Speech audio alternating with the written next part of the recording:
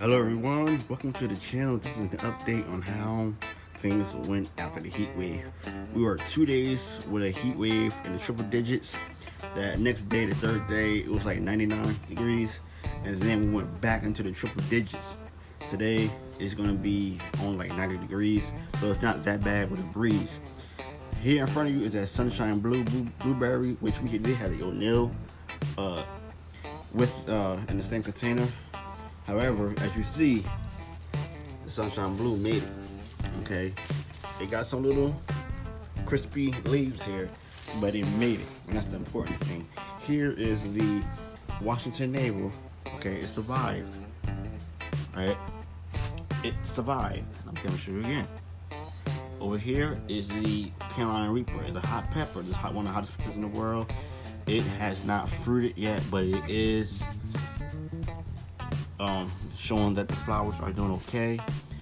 Okay, we fed it compost recently, as you guys know. And this is here because just because peppers love full sun doesn't mean it will do well always in full sun. It goes into shock where it's too much sun, and that's just a lesson learned. So if you plant in the ground, just be mindful of where you locate your anything that's a perennial, anything that's a vegetable, anything that's a fruit tree, whatever you're growing. Just be mindful of your microclimate. And like I said, microclimate is important. This Misty Blueberry has not gone into any harmful damage whatsoever. It looks like it was like it bypassed the heat wave. I don't know, but it's weird to me. Over here is the O'Neill. All right, this is the one that went through basically hell and back.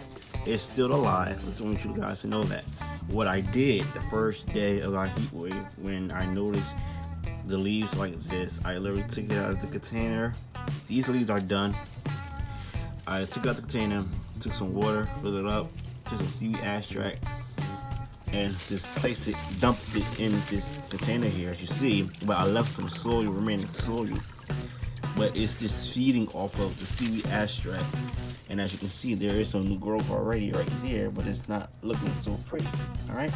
So we're gonna take everything, all the leaves off, soak it in. We're gonna pot it up, and I'm gonna show you what I'll do. Okay, I'm gonna do a video on that very soon. Here is the Stanton blackberry, and something they eating on. I don't know what, but it survived during the heat wave. Okay, because it wasn't directly where my peach tree and everything else is at. Here we moved the habanero pepper, and we moved this because I noticed it was going to go into shock. I did not want that to happen, but it's actually time to harvest some of these peppers here, and I will do so soon. And over here you can see there's a flower, so it's still pushing out flowers and whatnot. So the more I harvest, the more flowers it will give out. Okra, the burgundy okra, as you can see, is like went into stress, too much sun. This is done. It's not diseased at all. Just take it off, use it as mulch. Okay, do the same thing here, rip it off, bam. I mean, you don't have to make a big deal out of it, just take it off. Anything that's dead, basically, just remove it. That's the one, yep. So don't be afraid to just be a little bit rough with it. All right, over here is the bell pepper. This also gets stressed out with too much sun, but as you can see, it's still fruiting. Okay, same thing with this other green okra. Take it off. All right, it's fine. It still has okra on it. We harvested our grapes the day before the heat wave because it was already ready to be eaten already. So we just harvested them and been snacking on them, and we can make cuttings and try to grow some more grapes. I'm not gonna do that this year. I'm gonna leave it alone. Our fig tree, yeah, it's going. Both our fig trees are going through some fungus issues. Sometimes you see that yellowing, it means that there's not enough water, or sometimes there's a fungus or rust that the leaves got wet and it's too much. They don't like it that much, so I did dealt with this before, and we do have fruit right there. Last year it gave us some nice sweet fruit. This year I don't think it really wants to focus on fruit. But all is well. You know, we learn each and every year. We learn every season. See, more fruit, bam. So I'm not in a rush for that. Our pluot tree, play grenade. See, you can see that. That's how it looks on the branches of each leaf. Was like raw, crispy chips, and so I took all the leaves off, use it as mulch, feed in back its nutrients. When you do this, you force dormancy a little bit earlier. So I would advise you don't do this, but I did it because I didn't want this tree to die on me. So I took most of all the leaves off and kept the other growth of new leaves on here. Sometimes you force dormancy when you do this, but don't be alarmed. Your tree is still alive, and this also helped me right now to see how if I want to prune how I want to prune this tree for the next growing season. So yeah, or it says soon my baby is coming back, y'all. Look at that, all the new leaf growth. I told y'all I ain't worried at all about what's going on, because end of the day you got, like I told you guys, you got to learn from your mistakes and just understand your own microclimate. We all have an opinion, but we only can learn on our own and make the mistakes on our own and just grow from it. All right. That's just some wisdom from everybody. No matter if you're a master gardener, a rookie gardener, a new baby that's gardening, don't be afraid to make mistakes. Like I told you, Santa Rosa Plum is doing the same thing. I'm gonna leave it alone, but it's doing fine. Over there, you see the Desert King. The Desert King is just whatever. It's like, yeah.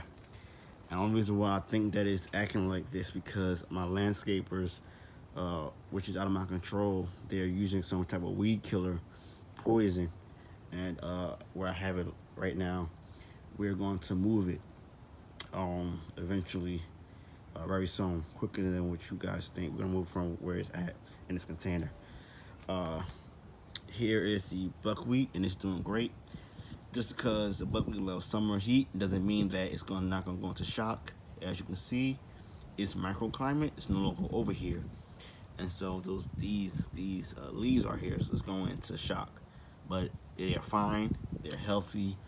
And look at the beautiful flowers. Look at that.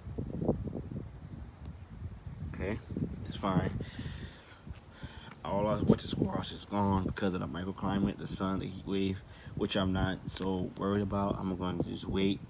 Unfortunately, where I'm at in Zone 9B of Sacramento, Central Valley, around this time, we get into the triple digits.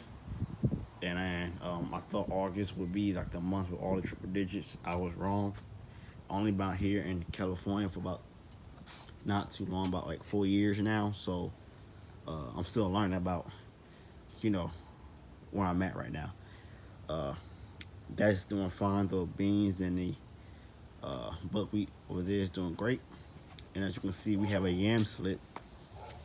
These are yam slips. So instead of me just doing my lettuce, I'm thinking about just keeping my yams in that container, let them grow for the season, winter, fall, season months, whatever. I know what I'm talking about. Over here is the Meyer lemon.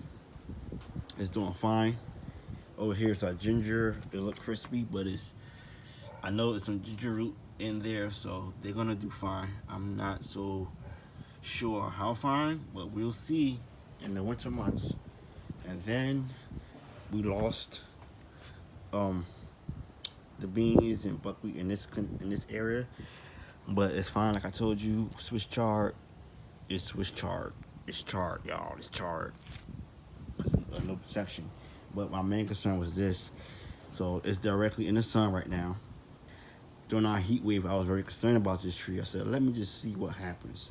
So I thought that all the leaves were gonna fall. I thought it was gonna be to stress and shock. It did not do not one thing I thought that it was gonna do. And it did well. We watered everything back here only twice. So things have gone very well back here with all our fruit trees and all our fruit trees, because my summer crop is actually done already. for the season. Only because I know my microclimate back here, it gets too hot.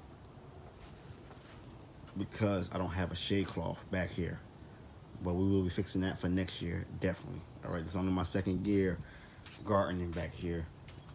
And the bay leaves doing great. Lemongrass is fine. Geranium is fine.